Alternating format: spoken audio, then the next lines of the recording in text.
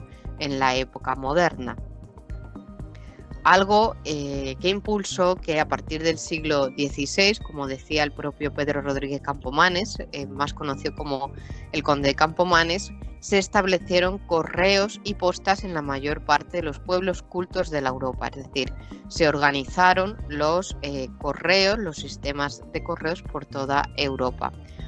Y es ya con los Borbones, desde el siglo XVIII, cuando se intenta todavía más burocratizar y organizar el sistema postal. En el marco de las reformas borbónicas, en estos proyectos, planes y proyectos de reorganización política, social, económica y cultural, donde se incluía pues la racionalización de los flujos informativos justamente para el desarrollo de oportunidades políticas, económicas y sociales en este marco del reformismo borbónico. Aunque desde principios del siglo XVIII existen planes y proyectos para llevar a cabo una reforma del correo en Hispanoamérica, no es hasta la segunda mitad del siglo XVIII cuando se materializa, y sobre todo a partir del impulso del monarca Carlos III y sus ministros, con dos objetivos muy claros. Uno era ejercer un mayor control sobre los dominios ultramarinos y otro era sacar el máximo provecho económico de ellos, como pues a través sobre todo del pago de los portes de esa correspondencia, como después veremos con los tipos documentales de las oficinas de expedición documental, en este caso las administraciones de correos. Pues bien, este proyecto del correo hispanoamericano se materializa con este documento que ven aquí, el Reglamento Provisional del Correo Marítimo de España a sus Indias Occidentales, que se publicó el 24 de agosto de 1764 y que contiene las disposiciones necesarias para implementar y para aplicar esta reforma del correo en América.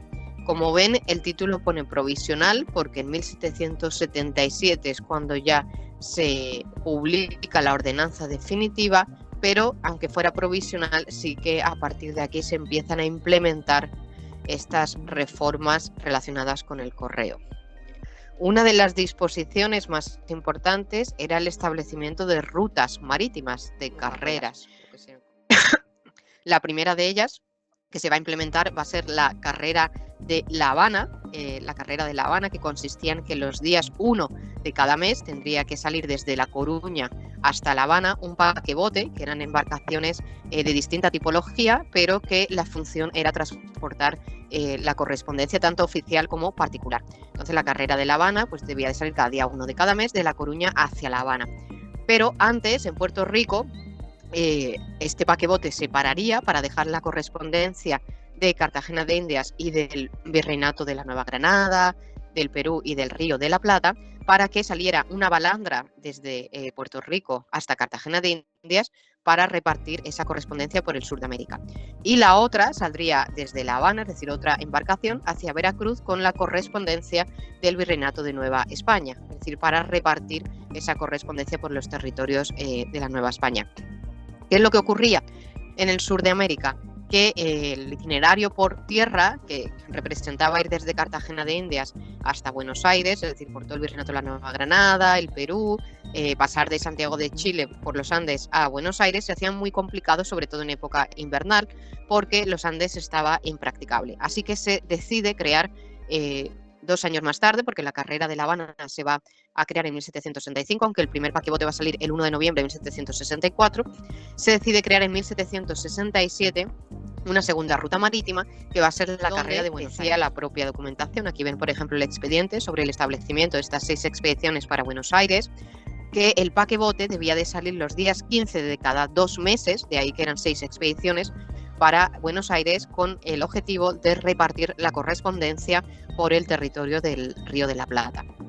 Así que esa era una de las premisas de esta reforma postal. Otra era pues la creación de administraciones de correos en villas, lugares y ciudades más importantes de América, y por ello también donde decía la propia documentación, aquí ven por ejemplo el expediente sobre el establecimiento de estas 6 expediciones para Buenos Aires, que se hacían por ejemplo duplicados, triplicados, cuatriplicados, sí, de una misma carta. Sí, en caso de que, por ejemplo, ninguna aparezca, o sea, ese expediente que necesitaba esa respuesta, o sea, se desecha o se seguía guardando. No, se sigue conservando, lo que pasa que falta documentación. Por ejemplo, ocurría otra cosa que es muy interesante, que la normativa decía que los paquebotes, cuando veían un barco enemigo, tenían que tirar la correspondencia al mar para que el enemigo no lo capturase. Muchas veces lo capturan, y en los archivos nacionales de Londres se encuentra un fondo que es de documentación capturada de las embarcaciones de correos. ¿Qué es lo que me he encontrado muchas veces en la documentación? Que se creen que es un barco enemigo, tiran la correspondencia al mar y después ven que no es enemigo, pero claro, la correspondencia al tirarla al mar ya se ha perdido. Entonces, claro, esa documentación se pierde y los expedientes, pues bueno, hasta donde llegase la documentación que había. Si quería tomar decisiones y resolver con lo que había, bien, si no, pues se quedaba incompleto el expediente. Ok, perfecto, muchas gracias. Administración de correos. Y las cartas seguían una normativa. La principal estaba expuesta en esta recopilación de leyes de los reinos de Indias, donde se hacía hincapié en que, como ven aquí, el estilo sea breve, sea claro, sea sustancial, sea decente, sin generalidades, y usando de las palabras que con más propiedad puedan dar a entender la intención de quien las escribe.